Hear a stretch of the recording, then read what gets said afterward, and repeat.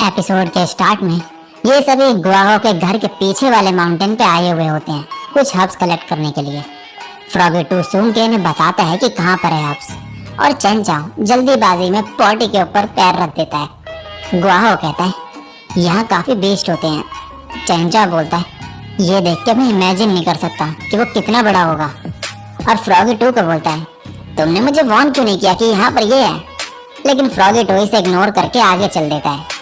तभी ये सामने एक बीस्ट को देखता है और ये इनके पीछे पड़ जाता है। भागते हुए फ्रॉगी टू का पैर एक ट्रैप पे जाता है और ये फंस जाता है यहाँ पे। लेकिन तभी यहाँ एक और बीस्ट आ जाता है और इस गोरिल्ला पे अटैक कर देता है। गुआहो कहता है ये रंगो रोटोरा है और वोल्केनिक एरियाज में घूमता है, ये यहाँ क्यों है।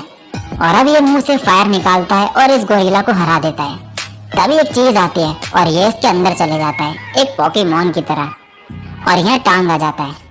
नेक्स्ट सीन में योशिको को दिखाया जाता है जो भागते हुए बोल रही होती है सिर्फ हाई स्टेज कल्टीवेटर्स को मैजिक बीस्ट अपना अलाउ होता था, लेकिन अब चीजें अलग है। और तभी सामने एक बीस्ट आता है और ये बोलती है अब कोई भी बीस्ट मास्टर बन सकता है। और ये सभी टांग इन्हें फोन में दिखा रहा होता है और ये एक न्यू गेम होता है और बताता है तुम बीस्ट को पकड़ के बीस्ट मास्टर बन सकते हो और फिर वो तुम्हारा पेट बन जाएगा। सो गाइस सिंपल भाषा में कहे तो ये पोकेमॉन का सस्ता वर्जन है बस।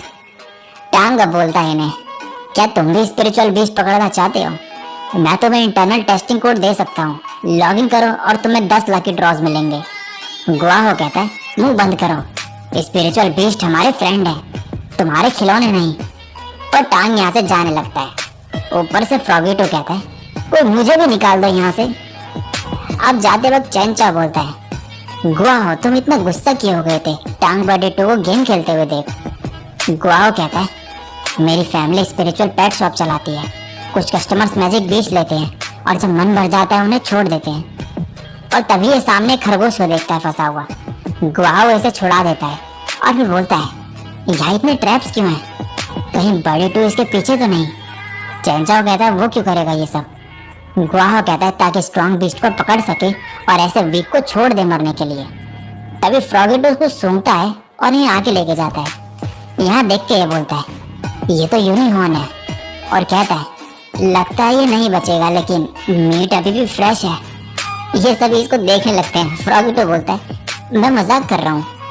और ये सभी इस बीस्ट को लेके गुआहो की शॉप पे ले जाते हैं। यहाँ इसके पेरेंट्स नहीं होते तो ये खुद इसे ट्रीट करने लगता है और गुआहो पिल बनाने लगता है और बोलता है इसके बनने के बाद ये ठीक हो जाएगी।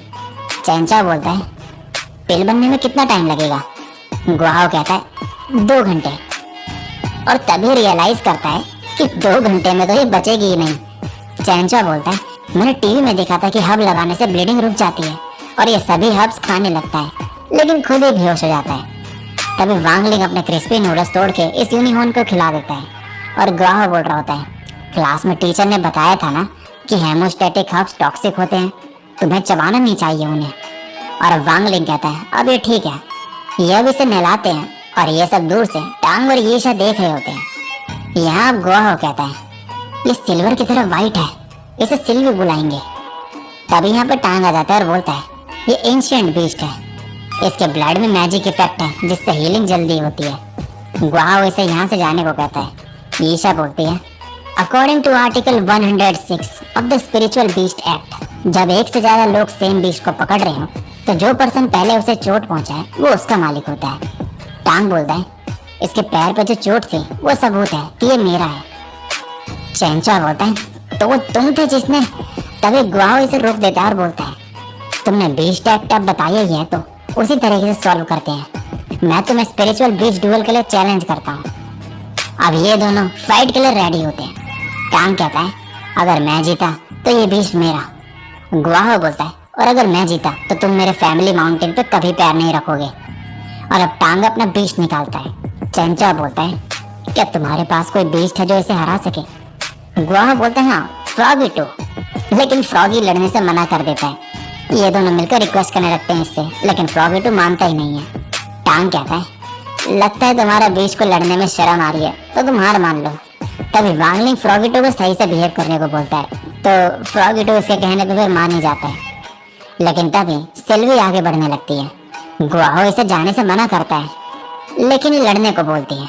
गुआहो मान जाता है। टांग हंसने लगता है और अपने बीस्ट को हमला करने को बोलता है। तभी गुआहो को रियलाइज होता है कि इसे तो पता ही नहीं कि सिल्वी कौन से अटैक कर सकती है। तभी ये बीस्ट इस पे हमला करने लगता है और सिल्वी इससे बचती है। गुआहो इसे हमला करने को कहता है, लेकिन ये इससे टकरा के नीचे गिर जाती है और टांग हंसने लगता है और इसे फिर से वही फायर अटैक करने को कहता है। सिल्वी इसे डॉज कर लेती है, लेकिन नाक के चारों तरफ फंस चुकी होती है। टांग अब कहता है, हेवनली ब्लास्टिंग फ्लेम यूज करो। चैनचो बोलता है, सिल्वी भागो यहाँ से।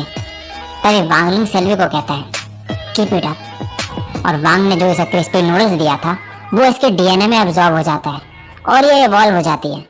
लेकिन टांग अटैक जारी रखता है अपना और सिल्वी भी अटैक कर देती है और इसे रोक देती है। वांग सिल्वी को बोलता है इसे हराने को और ये भागते हुए जाती है। टांग का बीस्ट भागने लगता है ये देख के, लेकिन सिल्वी इसे टक्कर मार के दूर फेंक देती है और टांग भी इसके साथ दूर उड़ जाता है, टीम रॉकेट की तरह। अब नेक्स्ट सीन में टांग लटका हुआ होता है उल्टा पेड़ से और अपनी स्वॉर्ड लेने जा रहा होता है बाहर निकलने के लिए यहाँ से।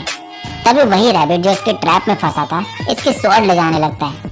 टांग कहता है, ए प्यारे खरगोश, ये मुझे दे दो। और तभी यहाँ पे एक बड़ा सा खरगोश आ जाता है। टांग डर के मारे कहता है, टांग तो दोस्त है ना। और तभी टांग के चीखने की आवाज आती है और इसी के साथ ये एपिसोड यहीं पे एंड हो जाता है।